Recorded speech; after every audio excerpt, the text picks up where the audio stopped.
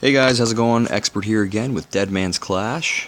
This is a video I've been wanting to do for a while. It's going to be how to build an anti-3-star base. It's going to be more for Town Hall 9s and Town Hall 8s than 10s, that's for sure. Because especially the Town Hall 9 game is ever changing right now. Maybe I notice it more because I am in Town Hall 9, but it should be a pretty interesting video. This is not my own information. I just want to make that disclaimer. I've done research online, COC Land, and a couple of other sources to get all this info on how to build 3. If you're watching this video and you're thinking, sweet, I'm going to watch them build the perfect anti-3 base, that's not what this video is. I don't think that the perfect anti-3 base exists, nor am I going to show you an original base. The base I'm going to show you is actually going to be a very popular online base.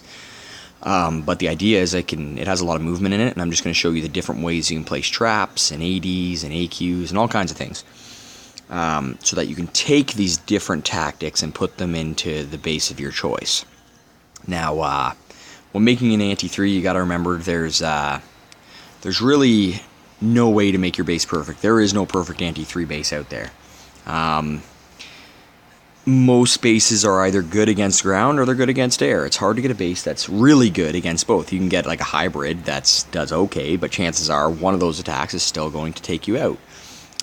With the emergence nowadays of these 3-star strategies like Go Hose and Lava Loons, and any version of those attacks, Go Hose, Lava Loon, Gola Loons or Shattered Gola Loons, anything like that, they're 3-star strategies now. So some bases are going to be really good against protecting against Go Hose. Some bases are going to be really good against protecting against Loons and Lava Hounds. Now, it's going to be hard to get a base that's good against both, or at least that's the way I feel. So the idea of this video is just for you to watch the different things and listen to the different things I'm going to tell you, and hopefully take the things that you think could help your base the most from not getting 3-starred. If you notice you're getting hit by certain attacks or certain things are going wrong every time, hopefully some of the things I tell you will stop those things from happening in the future. So let's get right into it. Bases in the past have been symmetrical in many ways. Centralized town halls with a base built around it. And that's the way war bases were built. The problem with that is traps are very easy to see, they're very easy to figure out, and quite honestly, they're very easy to 3-star, especially when people start using these 3-star strategies. So, the new way to build a base is asymmetrical, or anti-3-star as people like to call them. So the idea with this is to have a decentralized town hall. Now, when I talk to people seem to have a problem with doing that, and you got to get it out of your head that the town hall matters anymore, because it doesn't. Everybody's going to get 2 stars. If you're going to use a good attack, a good 3-star strategy, you're going to get 2 stars anyways. So that's how the attacker's going to look at you. They're getting the 2 stars for sure. They're going to go for the 3. So don't worry about the town hall. It's no longer an important building.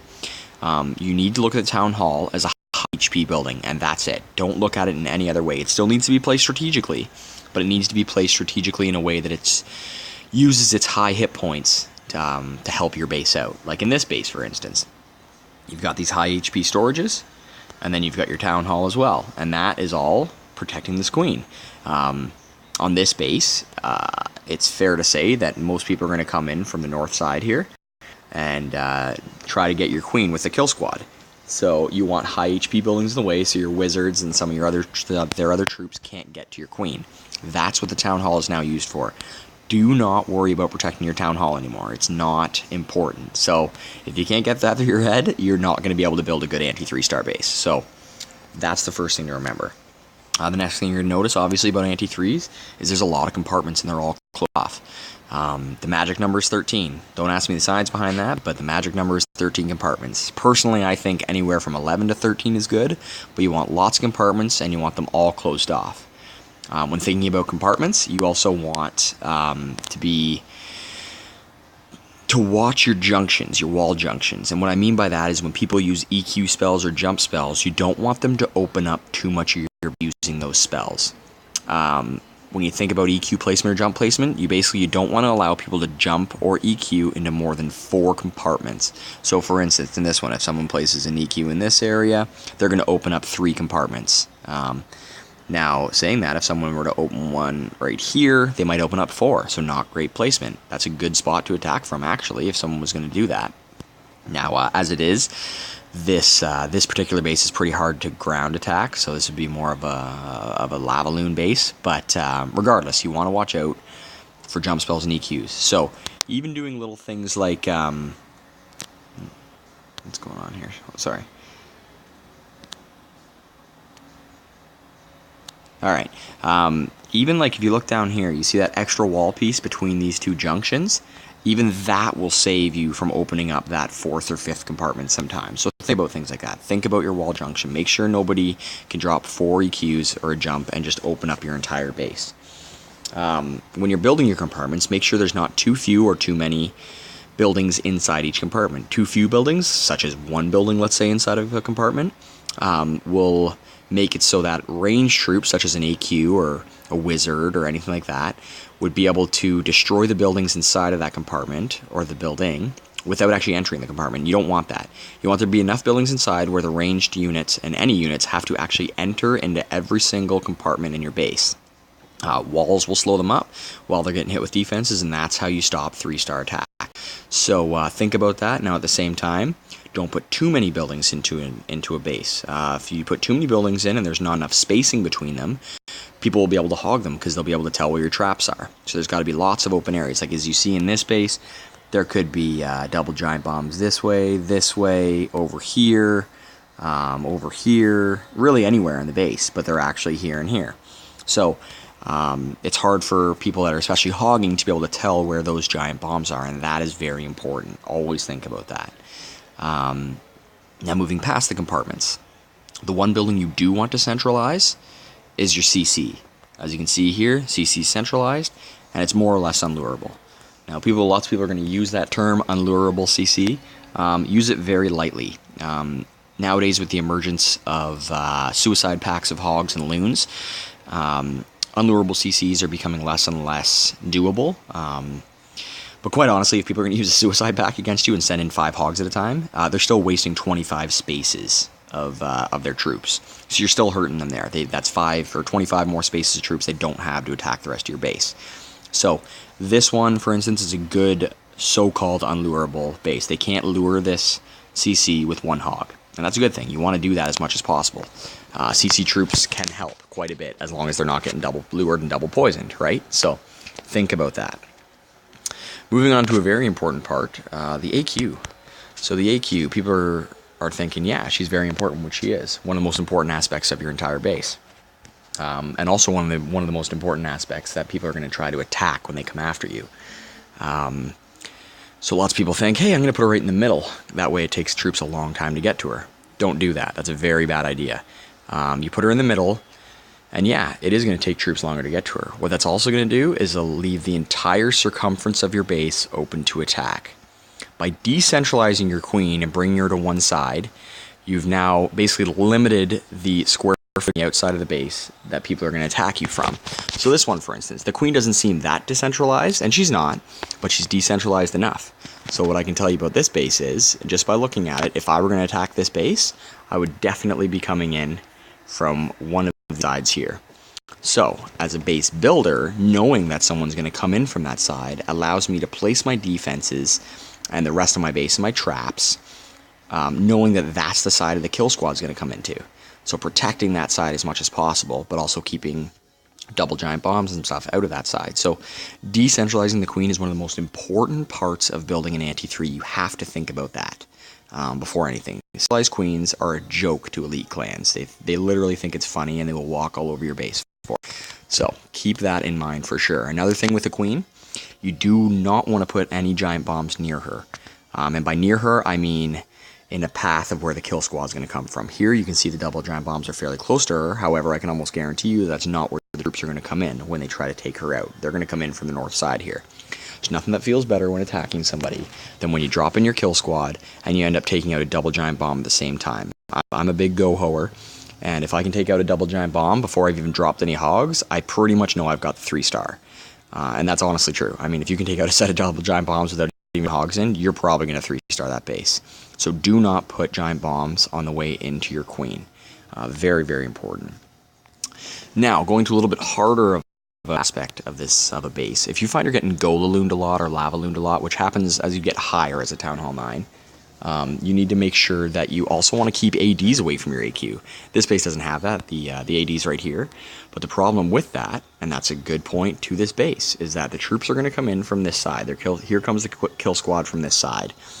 Now they're going to get the queen and at least one AD. In this case, probably only one, and that leaves the other three, which is good.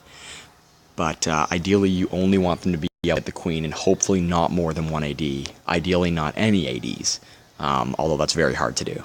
So, like for instance, on other more poorly built bases, if they can take out the queen and two ADs, you're pretty much done. They're going to take you out with just a couple lava loons and the rest, or with just a couple lava hounds and the rest loons. You're going to lose. So, very important to think about. Now, that's, like I said, that's obviously more if you're just getting lava looned a lot or gola looned a lot. And that's what I mean with this. I'm going to tell you all these different things, but they don't all apply to one base. You have to think of how you get attacked and how your base is set up, and use tactics that are going to help you and your base out the most. They're not all these are going to work for everybody, but they're all very, very important things to consider. So, another little fun fact about the queen, actually, that a lot of people don't know. Not that this is possible, but if it was possible in a base, if you can center your queen in a 9x9 box, this one's 11x10 or something, I think, but if you can centralize your 9x9 compartment, and I mean centralize her, inside of that compartment, she will not jump the walls to go out and get the troops. She'll stay behind that 9x9, or stay in that 9x9 box. This being very important because she can hit a lot of the troops on the outside, and those troops aren't going to hit her. Let's be honest here. Most people are going to take out the enemy's archer queen with their barbarian king. Having where she's not going to jump the wall so the barbarian king can get her can really, really help you against protecting against somebody's kill squad or max attack. So, very, very important to consider. Like I said, not always doable. In most cases, it's not doable, and that's why you're going to see a lot of people do take out queens with the Barbarian King anyways. But if you can do that, if you can centralize her inside of a 9x9 box, she's going to stay in that box. So, like I said, something that you can't always do, but if you can do it, it can be quite helpful. I'm probably going to do 2 parts to this video, just so you guys know. I don't want to post a 45-minute video. Not overly interested in that. I don't think people will sit and watch me or listen to me talk for an hour. I'm not quite. So, let's talk about one more thing before we stop the video and move on to part 2, and that's AD placement. AD placement is becoming more and more difficult as this game advances. It's not easy to do anymore. But we can still do things to try to make them harder to take out. So some of those things are, like I said, keep them away from your queen. Keep them away so the kill squad can't get 2 or more of them out at one time. And another thing that you want is queen walks. If you're at max 9 or close to a max 9, you may be starting to get queen walked a lot more. If that's happening to you, you need to make sure your ADs are set back behind the wall 5 tiles or more. Maybe even 6 tiles, I believe. I can't remember the exact number, but archer queens can shoot over a wall 4 to 5 tiles. So, if your AD is close to that side, like for instance, this one right here, if all these outer buildings were cleared, an archer queen could take out that AD without even having to enter the compartment. And of course, that's bad news, because you're going to get gola looned, you're going to get lava looned, and you're probably... So, think about that when placing ADs. Another thing that I haven't heard many people talk about, and I didn't know myself for a while, is that you actually want to keep whiz towers away from ADs. You don't see it in a lot of bases, and there's not a lot of bases that have that design out yet, but it is very important. Here's a good example here. So this one is technically out of range of this AD. The reason for that is whiz towers don't do very much damage to a lava hound. ADs do, archer towers do good damage. If your leaf blowers are, sorry, I call them leaf blowers. If your air sweepers are pushing away a lava hound, that's good. But whiz towers are far better off with their splash damage capability to take out packs of loons, 2 or 3 loons at a time.